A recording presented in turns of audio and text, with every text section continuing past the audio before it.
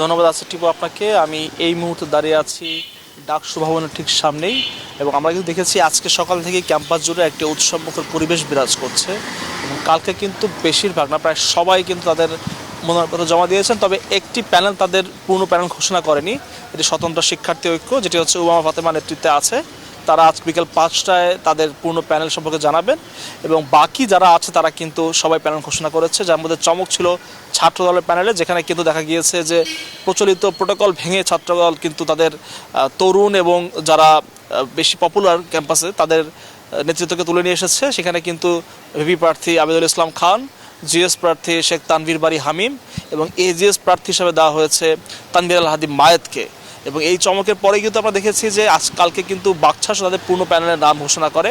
যদিও সেখানেও এটি চমক ছিল যে বাকছাসের কেন্দ্রীয় মুখ্য সংগঠক তাহমিদ আল মুদাসসির কিন্তু স্বতন্ত্রভাবে এজিএস পদে দাঁড়িয়েছেন, যেটিকে তাদেরই আহ্বায়ক বাকের মজুমদার বলছে কৌশলের একটি অংশ। অর্থাৎ তিনি বলতে চেয়েছিলেন যে বাকছাস তাদের কৌশল হিসাবে কিন্তু বেশ কিছু পদে তাদের বিভিন্ন নেতাকর্মীকে স্বতন্ত্র প্রার্থী হিসেবে দাঁড় করিয়েছে, এবং একই সাথে কিন্তু শিবির তার আগের দিনে জমা দিয়ে দিয়েছে। এবং গতকাল কিন্তু শেষ পর্যন্ত 509 জন প্রার্থী তাদের মনোনয়নপত্র জমা দিয়েছেন। অর্থাৎ বলা যায় যে প্রায় 509 জন প্রার্থী কিন্তু এবার ডাকসু নির্বাচন লড়াই করবেন। আজকে দুপুর 1টার মধ্যে প্রার্থীদের প্রাথমিক তালিকা ঘোষণা করার কথা, এবং সেই তালিকা দেওয়ার পরে কিন্তু আগামী 25 তারিখ পর্যন্ত সেই প্রার্থিতা বাতিল করার সুযোগ থাকছে।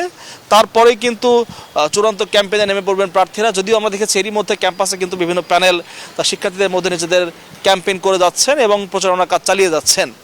তো এখান থেকে এই ছিল এখন পর্যন্ত আমার কাছে সর্বশেষ তথ্য।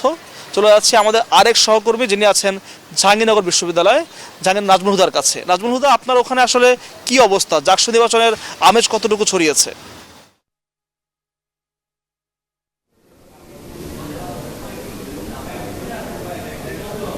মোহাইমিনুল, আপনাকে ধন্যবাদ। আপনি যেমনটি ঢাকা বিশ্ববিদ্যালয় থেকে জানাচ্ছিলেন ডাকসু নির্বাচনের সর্বশেষ খবর, এই মুহূর্তে রয়েছে আমি ডাকসু নির্বাচন।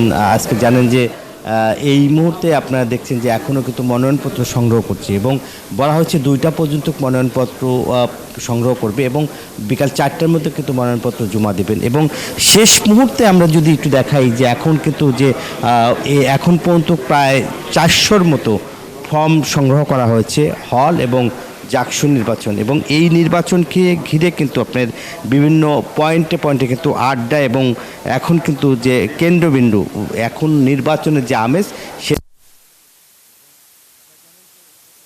কিন্তু যে এখন কিন্তু যে মনোনয়নপত্র তারা সংগ্রহ করছে, এবং এতে পুরো ক্যাম্পাসে কিন্তু যে সরগরম পুরো বিশ্ববিদ্যালয়, এবং শিক্ষার্থীরা কিন্তু প্রত্যাশা করছে যে ডাকসু নির্বাচনে যাতে প্রতিনিধিত্ব করবেন তাদের সার্বিক যে অধিকার আদায়ের যে কাজ সেটা আসলে তারা প্রতিশ্রুতি দিয়ে ভোটারদের কাছে যাচ্ছে। এবং হলের যে খাবারের যে ক্যান্টিন এবং আপনার জুলাই গণ অভ্যন্তরের যেটা নিয়ে সেটা নিয়ে, এবং যেহেতু জুলাই গণ অভ্যন্তরের এবার নতুন করে অনেক নেতারা কিন্তু আপনারা জানেন যে সেই নির্বাচনে অংশ নিতে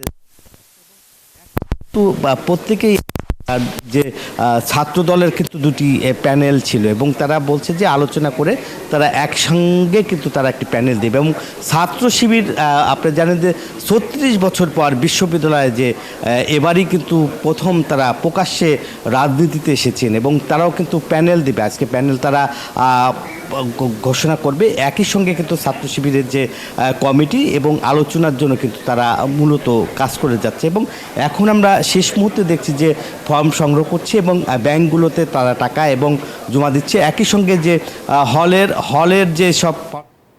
নাজমুল, আপনাকে ধন্যবাদ। বান্ডেল থাকলে প্রতি সেনমানিতে টাকা বাঁচবে। বিকাশ সেনমানি বান্ডেল কিনে জিতুন প্রতি লেনদেনে।